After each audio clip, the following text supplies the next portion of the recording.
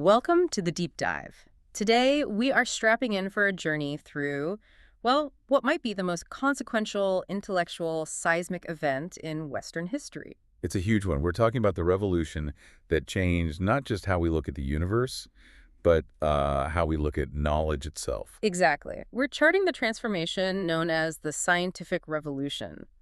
It's a period that spans, what, from the mid-16th century right through to the 18th. That's right. And it's not like a sudden political upheaval.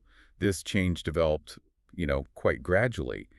But the result was so profound that some historians argue it fundamentally altered the human mind. I've seen the quote that it outshines everything since the rise of Christianity. That's a huge claim. It is, but you can see why they'd say it. It changed everything. And our mission today is pretty focused. We want to trace the one idea that was really the ignition spark for all of The it. Copernican revolution. The shift from an Earth-centered universe to a sun-centered one. And then we're going to follow that intellectual domino effect, see how that one change unlocked these radical developments across, well, everything. Astronomy, physics, biology, chemistry, and maybe most importantly, the systematic way we even approach getting knowledge. So to really appreciate the audacity of someone like Copernicus, we have to start by grounding ourselves in the world he inherited. We do. For nearly 2,000 years, the dominant idea, the paradigm, was the geocentric model. Meaning Earth at the center. Earth at the very center. And this was championed by the ancient Greek astronomer Claudius Ptolemy, who lived around 100 to 170 CE, and of course the foundational physics of Aristotle. And it wasn't just some dusty old theory, was it? It made perfect, undeniable common sense. I mean, why would anyone not believe the Earth was the stable center? Well, because every single shred of daily human observation supports it. You stand on the ground, you feel stationary. Right. I don't feel like I'm hurtling through space. Exactly. You see the sun, you see the moon, the stars. They're clearly moving across the sky, completing their circuits. And on top of that, you had theology, backed by the Bible, with passages referring to the sun's motion and the Earth's immovable foundation. So it was conceptually sound, observationally sound, and theologically sound. A trifecta. And Aristotle provided the physics to back up that intuition. He reasoned that if the Earth were rotating daily and revolving annually at these immense speeds— It'd all be blown off our feet. Precisely. A perpetual, devastating wind. And not only that, his physics, which, dominated all thought, stated that if you threw an object straight up in the air— It should land way behind you because the ground moved. Yes, but it doesn't. An arrow lands, relatively near its starting point, so the Earth had to be stationary. The physics seemed irrefutable. So we have common sense, theology, ancient authority, all lined up against a moving Earth. But the moment you tried to use this perfectly logical model to actually predict where the planets would be— It became, frankly, a geometrical hairball. That's a perfect description. So the problem was these wanderers, right? The planets. The wanderers. Yeah. Mercury, Venus, Mars, Jupiter, Saturn. They just seem to glide and then loop and wander erratically against the background of the fixed stars. They were incredibly puzzling. Yeah, I mean, if everything moves in perfect divine circles around the central Earth, why are Mars and Jupiter suddenly deciding to stop, move backward for a few weeks, and then carry on? That's the question. By the 16th century, the Ptolemaic model was, as one source put it, a confused collection of motions. Every time astronomers got a new, precise observation, the model had to be modified, patched up. So Ptolemy's original design was clever, but it just got weighed down over the centuries. Weighed down with layer upon layer of complications. We always hear about epicycles. That's the main fix, isn't it? The circles within circles. That was the main one, yeah. It helped explain those backward loops. Yeah. But the system was even more complex than that. Oh, really? Oh, yeah. To account for variations in speed and distance, Ptolemy introduced eccentric orbits, meaning the circular path was slightly offset from the exact center. And he also used something called the deferent, which was the main circular orbit the epicycle rolled along. Okay, so it's already getting complicated. It's mathematically complex, yes, but it still allowed observers to generally predict where planets would be. But the real intellectual monstrosity, the thing that violated that whole classical ideal of perfect celestial motion, was the equant. Ah, the equant. The equant was the desperate mathematical fix. Remember, classical philosophy demanded uniform motion in perfect circles. But planets don't move at a uniform speed. They speed up and slow down in their orbits. Exactly. So to compensate, Ptolemy introduced this imaginary point, the equant, offset from the center of the orbit. And it was from that point that the center of the epicycle would appear to move at a uniform rate. Wait, so the motion isn't uniform relative to the center of the orbit, and it's not uniform relative to the Earth. It's only uniform relative to some completely arbitrary point floating out in space. That's the philosophical betrayal. Yeah. It was a mathematical fudge factor. It worked for the calculations, but it utterly destroyed the beautiful, uniform physical basis of the model. So by the time Copernicus comes along, the system is just collapsing under the weight of its own corrections. It was computationally messy and philosophically ugly. The perfect backdrop for someone to say, there has to be a simpler way. And that intellectual chaos is where Nicholas Copernicus steps in. Let's dive into that heliocentric spark he launched in 1543. That spark, of course, was the publication of his monumental work, De Revolutionibus Orbium Coelestium. On the revolutions of the heavenly spheres. Yes, and Copernicus was a Polish astronomer, and this is significant, a Catholic canon. His central radical claim was, on the surface, simple. Put the sun at the center, but was it the actual physical sun? That's a detail that often gets missed. He didn't place the physical sun at the exact geometric center. He proposed that an imaginary point he called the mean sun, the average position of the sun, was the center of the universe. And the Earth was demoted. Demoted, rotating on its axis once a day and revolving around that center annually, just like all the other planets. And he had this idea for a long, long time, right? The sources say he outlined it as early as 1514 in a short manuscript.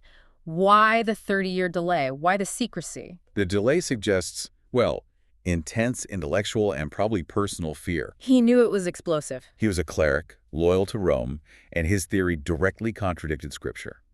Passages like Psalm 93.1, which says, "The world is firmly established, it cannot be moved."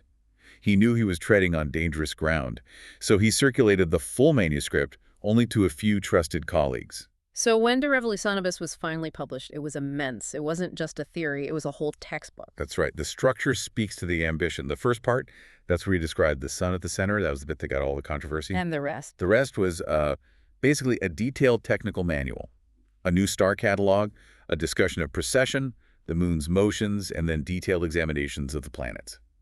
He intended it to be the definitive astronomical text. Now, despite being so revolutionary, his model wasn't perfect, was it?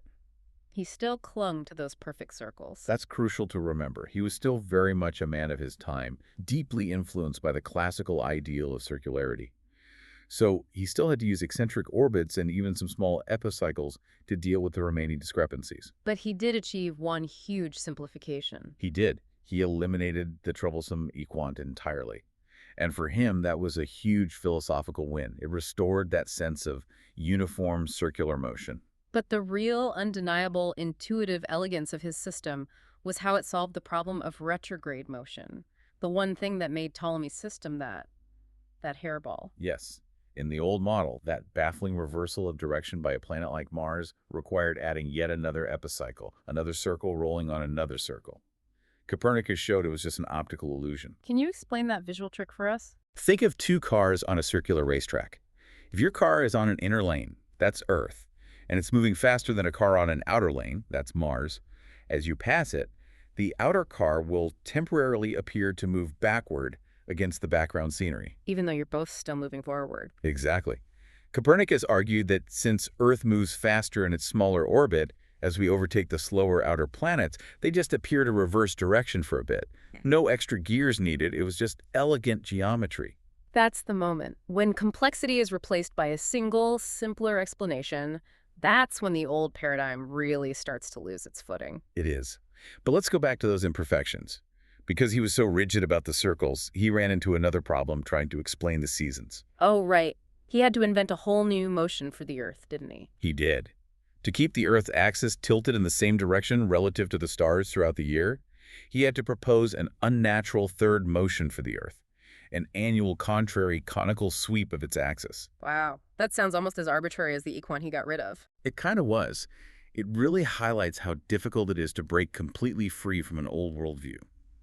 He solves one problem but creates a new, clunky one. So what finally pushed him to publish, despite the risks and the imperfections? A man named Georg Joachim Redicus, a young Lutheran professor of mathematics. Wait, a Lutheran convinced a Catholic canon to publish a book that Martin Luther himself had already condemned as foolish. The irony! The irony is rich. Rheticus was incredibly important. He visited Copernicus, studied the manuscript, and was totally convinced. He first introduced the ideas publicly in 1540 in a summary called Narratio Prima. And he was the one who finally persuaded the elderly Copernicus to release the full text. He was. Copernicus was nearing 70, and he reportedly received the first printed copy on his deathbed. But the publication process itself became one of the first major scientific controversies, thanks to a man named Andreas Osiander in Nuremberg. The betrayal by Osiander. He was the Protestant reformer overseeing the printing, and what he did was profound. He took out Copernicus's own preface and secretly inserted his own, the infamous ad lectorum, to the reader. And what was Osiander's goal with this? Why meddle with it? It was pure self-preservation and political maneuvering. He knew the work was vulnerable. Martin Luther had called Copernicus a fool. Philip Melanchthon, another key reformer, was also opposed. So Osiander was trying to defuse the bomb before it went off. Exactly. He tried to protect the work by undermining its claim to truth. His preface, the ad lectorum, basically told the reader that the heliocentric theory was just a mathematical speculation. Don't worry, this isn't real. It's just a handy calculator. That's the core of his instrumentalist view. He argued it was just a convenient computational device, not a statement of physical reality. He tried to divorce the astronomy from the physics. Which is fascinating because Copernicus absolutely believed it was real. Fiercely. And that's why people like Rheticus, another colleague, Tidenges, were just outraged. They saw it as a fundamental betrayal of science. And this incident immediately set up this lasting conflict. Are scientific models just tools for calculation, or are they supposed to represent the true physical structure of reality? A debate that's still with us. So Copernicus provides the spark, but his vision is still flawed by those perfect circles, and the controversy over its reality means the system can't quite stand on its own. The 17th century, then, is all about making the Copernican model undeniable. Undeniable, both mathematically and observationally. And that brings us to Johannes Kepler. He was a vocal supporter of Copernicus, but he was honest enough to see that the stubborn refusal to abandon circular orbits was the big error. And to fix that, Kepler needed better data than Copernicus had. He did. And he found it in the unparalleled, meticulous observations of the Danish astronomer Tycho Brahe. Now, Tycho is a fascinating character. He didn't even accept the Copernican model, did he? No, he rejected it. He created his own geoheliocentric system, the Tychonic model. In his system, the Earth remained central and stationary, but all the other planets orbited the Sun. And then the Sun, in turn, orbited the Earth. It's like the ultimate compromise. He's trying to have it both ways. Exactly. It satisfied the physical objections to a moving Earth while keeping some of the geometric simplicity of the heliocentric view. But his real contribution was his data. His data was his legacy. And one other thing. By observing a great comet passing through what should have been the rigid crystalline spheres of the planets, he proved that Aristotle's idea of solid celestial spheres was physically impossible. The heavens were fluid. So Brahe provides the data, and Kepler, his assistant, provides the insight. He uses that data to derive his 3 legendary laws of planetary motion, published in New Astronomy in 1609. This is where the geometric shackles finally come off. And the most profound of his laws was the first one. Planets orbit the Sun not in perfect circles, but in ellipses, with the Sun located at one of the 2 foci. That's the key, just abandoning the millennial-old perfection of the circle. What an incredible intellectual leap that must have been. It took him years of agonizing calculation. But the payoff was mathematical elegance. The elliptical orbit, combined with his other 2 laws, accounted for all the remaining discrepancies in planetary motion. It abolished the need for any remaining deference, epicycles, or eccentric orbits. And it solved that clunky third motion problem Copernicus had. It did. The geometry of the ellipse explained the varying speeds and distances naturally. It was the ultimate example of a complex, patched-up system being replaced by one beautifully simple, integrated concept. So Kepler proves the math. Now we turn to Galileo Galilei, the man who brought the observational proof from the heavens down to Earth. Galileo, the Italian mathematician. He was the ultimate advocate. In 1609, after hearing about a Dutch artisan putting lenses together, he quickly built his own telescope, or spyglass, and achieved a powerful 30x magnification. This was the first time a human had seen the sky as it truly was, not through the lens of tradition. And he immediately published his findings in Sidereus Nuncius, the Starry Messenger. What were the key observations that just shattered the old cosmos? There were 4 that systematically demolished the idea that the heavens were perfect and unchanging. First, the moon. It wasn't a perfect smooth sphere. No. It was rugged, mountainous, and cratered. It was Earth-like. Hmm. Second, he observed spots moving across the sunspots, proving the sun itself was imperfect and subject to change. So the heavens are not ethereal perfection, they're dynamic, they have geography. Third, and this is crucial for the mechanics of the universe, he observed 4 tiny objects orbiting Jupiter, the Galilean moons. Wow. And this proved demonstrably that not all heavenly bodies revolved around the central Earth. Here was another celestial body that could be a center of motion. But the single observation that was the true smoking gun for the heliocentric system was the phases of Venus. Absolutely critical. Galileo observed that Venus went through a complete cycle of phases, just like our moon. When Venus was full, it was small and far away, and when it was a thin crescent, it was large and close. And that's impossible in the Ptolemaic model. Utterly impossible. The geometry of the Ptolemaic system would prevent you from ever seeing a full Venus. The only way you can explain its full cycle of phases is if Venus orbits the sun. That's it. That's the direct visual confirmation. And Galileo, he wasn't shy about it. He was a master communicator, right? He took this stuff public. He was. And that advocacy is what put him on a collision course with the Church. His most famous work was the dialogue concerning the 2 chief world systems, published in 1632. He used a narrative device, presenting it as a conversation, but it spectacularly backfired. It did. Pope Urban VIII, who had actually been a patron of Galileo, felt that Galileo had mocked him personally. He believed Galileo put the Pope's own arguments against Copernicus into the mouth of a character named Simplicio. Which literally means simpleton in Italian. Not a subtle move. No. So that personal slight, combined with the underlying tension of challenging scripture, led to the infamous trial. In 1633, he was tried before the Roman Inquisition. The charge was heresy, not for calculating with a new model, but for holding, teaching, and defending the physical reality of the Copernican system. And the outcome was a forced public recantation, humiliation. He was forced to abandon his support for the model and placed under house arrest for the rest of his life. His dialogue was put on the index of prohibited books until 1822.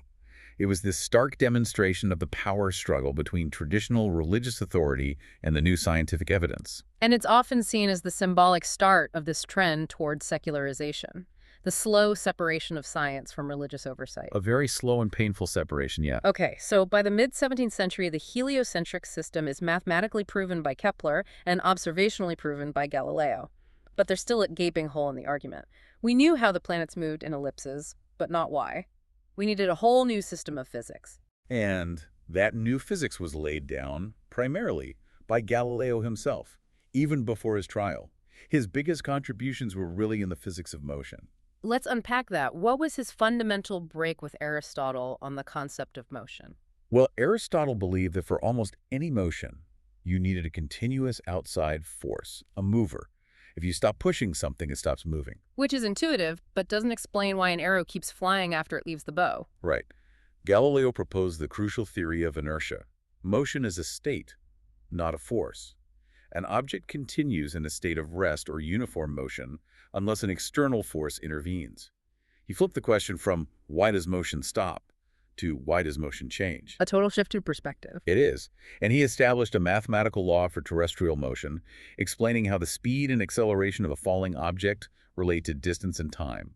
And in doing this, he articulated the core principle of the new science. The famous quote about the universe being a book written in the language of mathematics. Philosophy, meaning physics, is written in this grand book. It is written in the language of mathematics.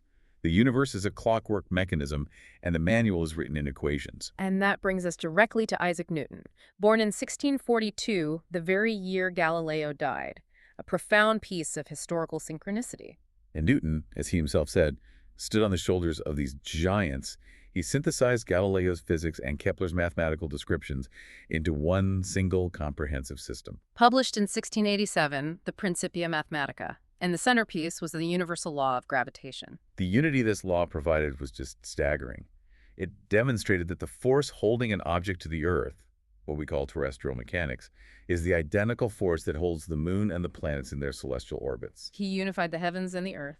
Under a single mathematical law for the first time in history. And that law is elegance personified, isn't it? It is. The force between any two bodies is proportional to the product of their masses and inversely proportional to the square of the distance between them. That inverse square relationship was the key. And this was the final nail in the coffin for the old system. Newton mathematically derived Kepler's elliptical orbits directly from the law of gravity. He did.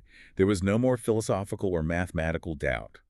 And he didn't just explain orbits. He used the same principles to explain the slightly flattened shape of the Earth, the behavior of comets, the ocean tides, the precession of the equinoxes, everything. He replaced the entire Aristotelian framework. But even a mind like Newton's faced pushback.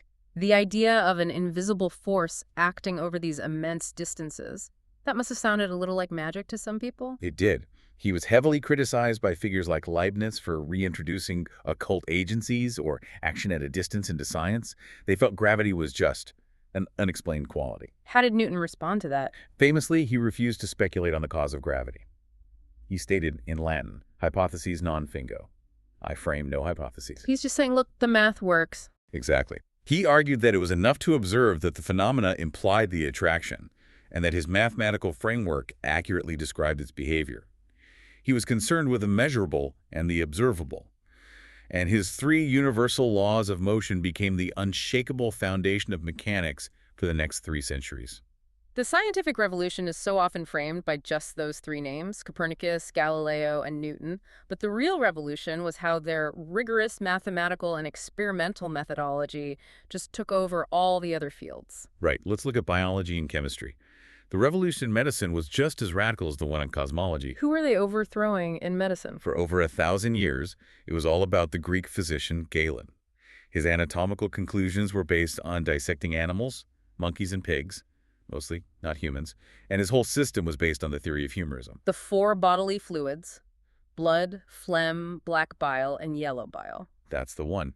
And just like Copernicus published in 1543, that same year, the biological revolution had its own seminal moment with a man named Andreas Vesalius. And what was his big work? De Humani Corporis Fabrica, or On the Fabric of the Human Body. It was revolutionary because it was based on the dissection of human corpses. Which was hugely controversial. Hugely, but essential. By doing it, he established the modern anatomical view of the body as this 3-dimensional structure of organs. And in the process, he systematically demonstrated just how many mistakes Galen had made. Can you give us an example? Sure. A clear one was the sternum, the breastbone. Galen said it had 3 parts, because that's what he saw in apes. Vesalius showed that in humans it has 4. He essentially demolished the textual authority of Galen and replaced it with direct empirical observation. So Vesalius redefines the structure. Then William Harvey comes along in 1628 and redefines the function. Harvey, in his book De Motu Cordis, made the absolutely crucial demonstration that blood circulates. Right, it's not being constantly made in the liver and then consumed by the organs. Exactly. That was the old belief. And he proved it using the new language of the revolution, mathematics. How did he do that? He did a quantitative analysis. He calculated the amount of blood the heart pumped in a given time. And his figures showed that under the old model, the liver would have to produce an absurd amount of blood. One source estimates 540 pounds per half hour. Wow, that's a mathematical impossibility. It is, which proved it had to be a closed circulating system. And the final piece of that puzzle was provided by new technology. The microscope. Harvey's theory had one gap. He didn't know how blood got from the arteries to the veins. That gap was visually closed in 1661, when scientists used a microscope to observe the tiny network of capillaries. And that same tool, the microscope, opened up a whole new world. It did. Later, people like Antony van Leeuwenhoek used it to see bacteria and protists, effectively starting the entire field of microbiology. So we see the same pattern in chemistry, this emergence from an older, less systematic tradition. Right. Alchemy. Yeah. Alchemy gets a bad rap. But while they were trying to turn lead into gold, they were also doing constant hands-on experimentation. They were the precursors to empirical study. And who was the bridge from alchemy to modern chemistry? A figure named Paracelsus. He fiercely rejected Galenic humorism and instead pioneered the use of specific chemicals, like mercury and sulfur compounds, to treat specific diseases. He brought chemical thinking directly into medical science. But the real shift to modern chemistry is credited to Robert Boyle. Robert Boyle, absolutely. He's considered the first modern chemist because he challenged the old idea that all matter shared the same basic structure. He argued that the characteristics of matter were determined by the arrangement of tiny particles he called atoms or corpuscles. And he was the ultimate champion of Francis Bacon's experimental philosophy. Totally. His most famous tests use an air pump to conduct meticulous experiments that prove the existence of a vacuum, something Aristotle had said was physically impossible. And his book, The Skeptical Chemist. Published in 1661, it was a manifesto of modern chemistry. He argued for rigorous experimentation, he argued against limiting the elements to the classical four, and in the process, he formulated Boyle's law about gas pressure and volume. So we have this unified intellectual movement, and it's all driven by a new way of thinking, a new methodology, which really broke down into two influential streams, right? Empiricism and rationalism. Exactly. In England, you have Francis Bacon, the father of empiricism. He championed the inductive approach. Induction meaning you draw general laws from specific observations. Precisely. Bacon demanded the thorough and systematic investigation of nature. He famously compared scientific inquiry to putting nature to the question, like interrogating a prisoner to force it to reveal its facts.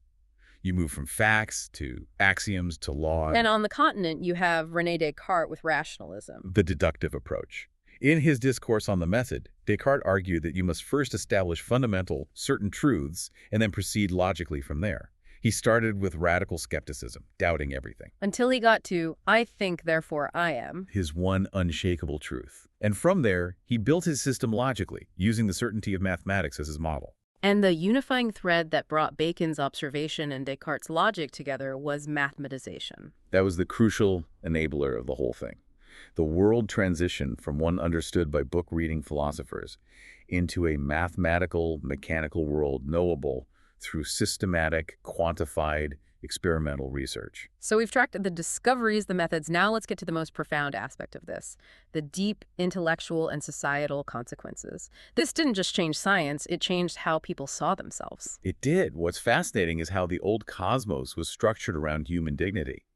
The Ptolemaic cosmos was inherently human-centered. It placed Earth, where humanity, created in God's image, lived right at the privileged core of creation. There must have been a deep comfort in that, a sense of meaning and centrality. The Copernican model just tears that down. It does. Once Earth is demoted to just a tiny planet circling the sun, that sense of human importance in the vast cosmic scheme is, well, inevitably reduced. The universe went from being a small, contained human drama to an infinite, and to some, a terrifyingly large machine. And that loss of cosmic centrality directly fostered a powerful new cultural habit, skepticism and independent reasoning. The entire intellectual project of the scientific revolution was predicated on the willingness to doubt authority, whether it was Aristotle, Galen, or even the established interpretation of Scripture, and to rely instead on your own rational faculties and empirical tests. And that kind of critical thinking couldn't just be contained to planetary orbits, could it? It was bound to spill over into philosophy and religion. Absolutely. The critical rational methodology perfected by Descartes was quickly applied to massive philosophical and religious problems. The ultimate example is probably Baruch Spinoza. Spinoza used Descartes' rigorous mathematical method to challenge Descartes' own conclusions about God and reality. He did. He rejected the separation of mind and body, the spiritual and the material. Spinoza argued for pantheism, identifying God with nature itself. He argued that God was a single substance defined by immutable, unchangeable natural laws. Which challenges the belief in a personal God who intervenes in the world through miracles. It presents instead a universe ruled only by cause and effect, without purpose or design. And if you connect that to the broader shift, the scientific method becomes the bedrock for the subsequent Enlightenment, the belief that nature follows unchangeable laws that reason can understand, that provides the confidence that human society can also be rationally reformed. And you see massive changes in education and secularization as a direct result. Science rapidly integrated into university curricula, replacing theology as the ultimate intellectual pursuit. And it moved out of the universities, too, into the public sphere. Learned societies, public lectures, intense discussions in coffee houses. Scientific knowledge was becoming democratized. By the early 18th century, the trend towards secularization in Europe was undeniable. Theology lost its dominant position, and organized religion lost a lot of its influence on politics. This often manifested in the rise of deism. The belief in a clockmaker god. Exactly. The belief that God created the universe as this magnificent, perfectly tuned clockwork mechanism, set its natural laws in motion, and then, withdrew. No subsequent intervention. So the scientific worldview, rational, ordered, and mathematically verifiable, became the new cultural authority. It did, displacing traditional religious authority and even purging long-accepted pseudosciences like astrology and alchemy from professional consideration. We've traced this incredible 150-year journey from the messy epicycles of Ptolemy to the unified, predictable mathematical world of Newton. A revolution catalyzed by new instruments like the telescope and new methods rooted in induction and deduction. What stands out looking back at it all is the complexity of the process. It was slow, it was often accidental, and it met immense resistance. It wasn't an overnight shift, it was the slow demolition of one reality and the laborious construction of another. And there's a wonderful irony in the very language we use to describe it. We call it a revolution, but the source material reminds us that the word itself started as an astronomical term. That's right. The term revolution originally just meant the rotation of celestial bodies, as in Copernicus's own title, De Revolutionibus. It was an astronomical rotation before it was transferred to politics to mean an overturning of power. And then it came back to science, applied retrospectively, to describe a conceptual overturning. Yes. And yet, as historians of science like Thomas Kuhn observed, the people who win these revolutions, the Newtonians, the Darwinians, the Einsteins, they have a tendency to smooth over the radical break. What do you mean by that? Well, once the new paradigm is established, historians often portray it as the rational, cumulative next logical step, rather than the radical break that annihilated the previous system. Real scientific progress often involves the complete demolition and replacement of old ideas, not just their gentle enlargement. Which brings us to our final provocative thought for you, the listener. If major scientific progress is less about adding bricks to the foundation and more about completely tearing down the old blueprints, and if the winners themselves tend to smooth over those radical breaks to make the trajectory look rational and inevitable, what widely accepted, seemingly foundational scientific belief today might be sitting on the verge of its own Copernican scale collapse? What deeply cherished perfect circles are we, with all our modern knowledge, still clinging to? That's something to mull over until our next deep dive.